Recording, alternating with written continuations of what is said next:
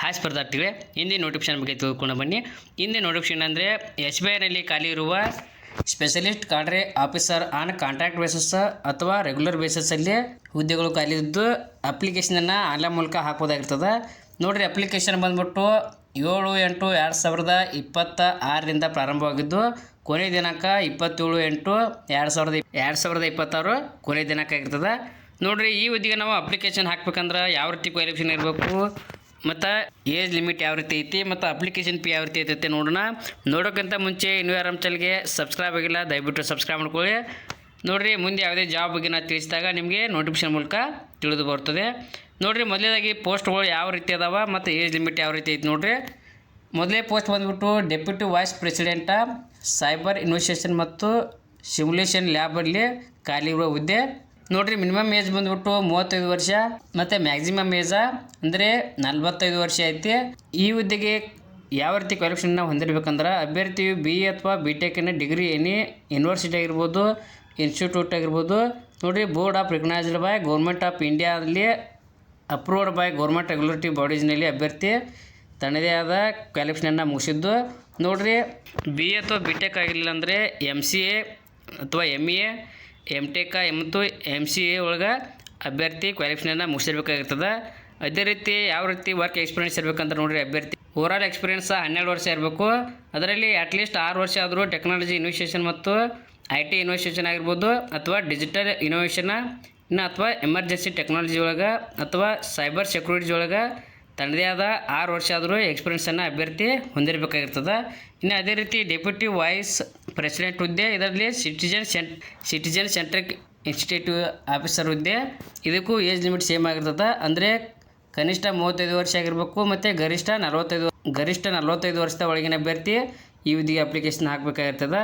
ಇನ್ನು ಈ ಹುದ್ದೆಗೆ ವರ್ಕ್ ಎಕ್ಸ್ಪೀರಿಯನ್ಸ್ ಬಂದುಬಿಟ್ಟು 12 ವರ್ಷ ವರ್ಕ್ ಎಕ್ಸ್ಪೀರಿಯನ್ಸ್ ಆಗಿರಬೇಕು. ಅದರಲ್ಲಿ 6 ವರ್ಷ ಅಭ್ಯರ್ಥಿ must and should information security ಅಥವಾ ಸೈಬರ್ ಸೆಕ್ಯೂರಿಟಿ ಒಳಗೆ ತನ್ನದೇ ಆದ ವರ್ಕ್ ಎಕ್ಸ್ಪೀರಿಯನ್ಸನ್ನು ಹೊಂದಿರಬೇಕಾಗಿರ್ತದೆ. ಇನ್ನು ಅದೇ ರೀತಿ ಡೆಪ್ಯೂಟಿ ವೈಸ್ ಪ್ರೆಸಿಡೆಂಟ್ ಒಳಗೆ ಸೈಬರ್ ಸೆಕ್ಯೂರಿಟಿ ಹುದ್ದೆ ಏಜ್ ಲಿಮಿಟ್ ಸೇಮ್ 35ರಿಂದ 45 ವರ್ಷದ ಒಳಗಿನ ಅಭ್ಯರ್ಥಿ ಅಪ್ಲಿಕೇಶನ್ ಹಾಕೋಕೆ ಅವಕಾಶ ಇರ್ತದೆ. ಇದರಲ್ಲಿ ಎಕ್ಸ್ಪೀರಿಯನ್ಸ್ ಬಂದುಬಿಟ್ಟು 12 ವರ್ಷದ ವರ್ಕ್ ಎಕ್ಸ್ಪೀರಿಯನ್ಸನ್ನು ಹೊಂದಿರಬೇಕಾಗಿರ್ತದೆ.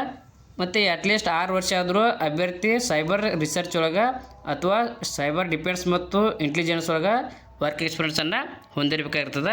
ಇನ್ನು ನೋಡಿರಿ, ಡೆಪ್ಯೂಟಿ ಮ್ಯಾನೇಜರ್ ಹುದ್ದೆ AI ಸ್ಪೆಷಲಿಸ್ಟ್ ಒಳಗೆ ಮಿನಿಮಮ್ 25 ವರ್ಷ ಮೇಲ್ಪಟ್ಟು ಮತ್ತು ಮ್ಯಾಕ್ಸಿಮಮ್ 35 ವರ್ಷದ ಒಳಗಿನ ಅಭ್ಯರ್ಥಿ ಈ ಹುದ್ದೆಗೆ ಅಪ್ಲಿಕೇಶನನ್ನು ಹಾಕೋಕ್ಕೆ ಅವಕಾಶ ಇರ್ತದೆ. ಇನ್ನು ಕ್ವಾಲಿಫಿಕೇಷನ್ ಯಾವ ರೀತಿ ಇರಬೇಕಂದ್ರೆ ನೋಡಿರಿ, ಈ ಹುದ್ದೆಗೆ ಅಭ್ಯರ್ಥಿಯು BTEC ಆಗಿರ್ಬೋದು ಅಥವಾ BE ಮಾಡಿದ BE ಇನ್ ಕಂಪ್ಯೂಟರ್ ಸೈನ್ಸ್ ಅಥವಾ ಕಂಪ್ಯೂಟರ್ ಸೈನ್ಸ್ ಮತ್ತು ಇಂಜಿನಿಯರಿಂಗ್ ಆಗಿರ್ಬೋದು ಅಥವಾ ಡಾಟಾ ಸೈನ್ಸ್ ಮತ್ತು ಆರ್ಟಿಫಿಷಿಯಲ್ ಇಂಟೆಲಿಜೆನ್ಸಲ್ಲಿ ಎಜುಕೇಷನ್ ಕ್ವಾಲಿಫಿಕೇಷನ್ನ ಮುಗಿಸಿದ್ರೆ ಅಪ್ಲಿಕೇಶನ್ ಹಾಕೋಕ್ಕೆ ಅವಕಾಶ ಇರುತ್ತೆ. ಇನ್ನು ವರ್ಕ್ ಎಕ್ಸ್ಪೀರಿಯನ್ಸ್ ಬಗ್ಗೆ ನೋಡೋದಾದ್ರೆ ನೋಡಿರಿ, ಅಭ್ಯರ್ಥಿಯು 4 ವರ್ಷದ ಪೋಸ್ಟ್ ಕ್ವಾಲಿಫಿಕೇಷನ್ ಎಕ್ಸ್ಪೀರಿಯನ್ಸನ್ನು ಇನ್ಫಾರ್ಮೇಷನ್ ಟೆಕ್ನಾಲಜಿಯಲ್ಲಿ ಡೊಮಿನಿಯನ್ ಔಟ್ ಆಫ್ 4 ವರ್ಷ ಹೊಂದಿರಬೇಕಾಗಿರ್ತದೆ. ಅದೇ ರೀತಿ 2 ವರ್ಷ ಎಕ್ಸ್ಪೀರಿಯನ್ಸ್ ಇನ್ ಡಿಸೈನಿಂಗ್ ML ಅಥವಾ DP ಲರ್ನಿಂಗ್ ಒಳಗೆ ತನ್ನದೇ ಆದ ವರ್ಕ್ ಎಕ್ಸ್ಪೀರಿಯನ್ಸನ್ನು ಹೊಂದಿರಬೇಕಾಗಿರ್ತದೆ. ಇನ್ನು ನೋಡಿರಿ, deputy manager IT security expert ಒಳಗೆ ಮಿನಿಮಮ್ 25 ವರ್ಷ ಮೇಲ್ಪಟ್ಟು ಮತ್ತು ಮ್ಯಾಕ್ಸಿಮಮ್ 35 ವರ್ಷದ ಒಳಗಿನ ಅಭ್ಯರ್ಥಿ BE ಅಥವಾ BTECನ ಕಂಪ್ಯೂಟರ್ ಸೈನ್ಸ್ ಒಳಗೆ ಕ್ವಾಲಿಫಿಕೇಷನ್ ಮುಗಿಸಿದ್ರೆ ಮತ್ತು 4 ವರ್ಷದ ವರ್ಕ್ ಎಕ್ಸ್ಪೀರಿಯನ್ಸನ್ನು ಅಭ್ಯರ್ಥಿ ಹೊಂದಿದ್ರೆ ಅಪ್ಲಿಕೇಶನ್ ಹಾಕೋಕ್ಕೆ ಅವಕಾಶ ಇರ್ತದೆ. ಇನ್ನು ಅದೇ ರೀತಿ ನೋಡಿರಿ, ಕೊನೆಯದಾಗಿ ಡೆಪ್ಯೂಟಿ ಮ್ಯಾನೇಜರ್ ಹುದ್ದೆ ಸೈಬರ್ ಸೆಕ್ಯೂರಿಟಿ ಅನಲಿಸ್ಟ್ ಒಳಗೆ ಅಭ್ಯರ್ಥಿಗೆ ಮಿನಿಮಮ್ ಏಜ 25 ವರ್ಷ ಮೇಲ್ಪಟ್ಟು ಮತ್ತು ಮ್ಯಾಕ್ಸಿಮಮ್ 35 ವರ್ಷದ ಒಳಗಿನ ಅಭ್ಯರ್ಥಿ BE ಅಥವಾ BTEC ಇನ್ ಕಂಪ್ಯೂಟರ್ ಸೈನ್ಸ್ ಅಥವಾ ಕಂಪ್ಯೂಟರ್ ಸೈನ್ಸ್ ಮತ್ತು ಇಂಜಿನಿಯರಿಂಗ್ ಆಗಿರ್ಬೋದು ಅಥವಾ ಸಾಫ್ಟ್ವೇರ್ ಇಂಜಿನಿಯರಿಂಗ್ ಅಥವಾ ಇನ್ನಿತರ ಯಾವುದಾದ್ರೂ ಕ್ವಾಲಿಫಿಕೇಷನನ್ನು ಅಭ್ಯರ್ಥಿ ಹೊಂದಿದ್ರೆ, ಇದರಲ್ಲಿರುವ ಕ್ವಾಲಿಫಿಕೇಷನನ್ನು ಹೊಂದಿದ್ರೆ ಅಭ್ಯರ್ಥಿ ಮತ್ತು 4 ವರ್ಷದ ವರ್ಕ್ ಎಕ್ಸ್ಪೀರಿಯನ್ಸನ್ನು ಹೊಂದಿದ್ರೆ ಈ ಹುದ್ದೆಗೆ ಅವಕಾಶ ಇರ್ತದೆ. ಈ ಹುದ್ದೆಗೆ ಅಪ್ಲಿಕೇಶನ್ ಹಾಕೋಕ್ಕೆ ಅವಕಾಶವನ್ನು ಮಾಡಿಕೊಟ್ಟಾರೆ. ನೋಡಿರಿ, ಅಪ್ಲಿಕೇಶನನ್ನು ನೀವು ಆನ್ಲೈನ್ ಮೂಲಕ ಹಾಕ್ಬೋದ್ರಿಂದ ನೋಡಿರಿ, ಆಫೀಷಿಯಲ್ ವೆಬ್ಸೈಟ್ ಅಂದರೆ SBIನ ಬ್ಯಾಂಕ್ನ ಆಫೀಷಿಯಲ್ ವೆಬ್ಸೈಟ್ಗೆ ಹೋಗಿ ನೀವು ಅಪ್ಲಿಕೇಶನನ್ನು ಹಾಕ್ಬೋದಾಗಿರ್ತದೆ. ನೋಡಿರಿ, ಟೋಟಲಾಗಿ 34 ವೇಕೆನ್ಸಿಗಳು ಖಾಲಿದಾವೆ. ಇದರಲ್ಲಿ ಕ್ಯಾಟಗರಿ ವೈಸ್ ಯಾವ ರೀತಿ ಹಂಚಿಕೆ ಮಾಡಲಾಗಿದೆ ಅಂದರೆ ನೋಡಿರಿ, ಟೋಟಲಾಗಿ ನೋಡೋಣ. UR ಅಭ್ಯರ್ಥಿಗಳಿಗೆ 22 ವೇಕೆನ್ಸಿ, SC ಅವರಿಗೆ 4 ವೇಕೆನ್ಸಿ, ಅದೇ ರೀತಿ ST ಅಭ್ಯರ್ಥಿಗೆ 1 ವೇಕೆನ್ಸಿ, ಇನ್ನು OBC ಅಭ್ಯರ್ಥಿಗೆ 7 ವೇಕೆನ್ಸಿ ಖಾಲಿದಾವೆ. ಅದೇ ರೀತಿ EWS ಅಭ್ಯರ್ಥಿಗೆ 2 ವೇಕೆನ್ಸಿ. ಟೋಟಲಾಗಿ 34 ವೇಕೆನ್ಸಿಗಳು ಖಾಲಿ ಇದ್ದು PWBD ಅಭ್ಯರ್ಥಿಗಳಿಗೆ 4 ವೇಕೆನ್ಸಿಗಳು ಖಾಲಿ ಇದಾವೆ. ಮತ್ತು ಅದೇ ರೀತಿ ಅಭ್ಯರ್ಥಿಗೆ ಏಜ್ ರಿಲ್ಯಾಕ್ಸನ್ಸ್ ಕೂಡ ಅಪ್ಲೈಯನ್ನು ಮಾಡ್ಯಾರ. ಯಾವ ರೀತಿ ಅಂದರೆ ಕ್ಯಾಟಗರಿ ವೈಸ್ ನೋಡಿರಿ, ಅಭ್ಯರ್ಥಿ OBC ಆಗಿದ್ದರೆ ಅವರಿಗೆ 3 ವರ್ಷ ಏಜ್ ರಿಲ್ಯಾಕ್ಸನ್ಸ್ ಇರುತ್ತೆ.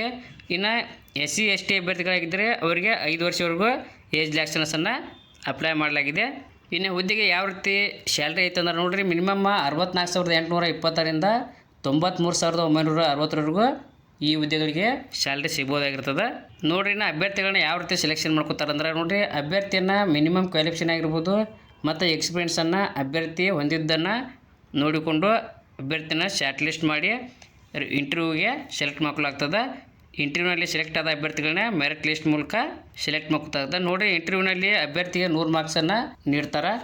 100 ಮಾರ್ಕ್ಸ್ ಒಳಗೆ ಅಭ್ಯರ್ಥಿ ತೆಗೆದುಕೊಂಡ ಮಾರ್ಕ್ಸ್ನ ಅನ್ವಯ ಶಾರ್ಟ್ ಲಿಸ್ಟ್ ಮೂಲಕ ಅಭ್ಯರ್ಥಿನ ಸೆಲೆಕ್ಟ್ ಮಾಡಲಾಗ್ತದೆ.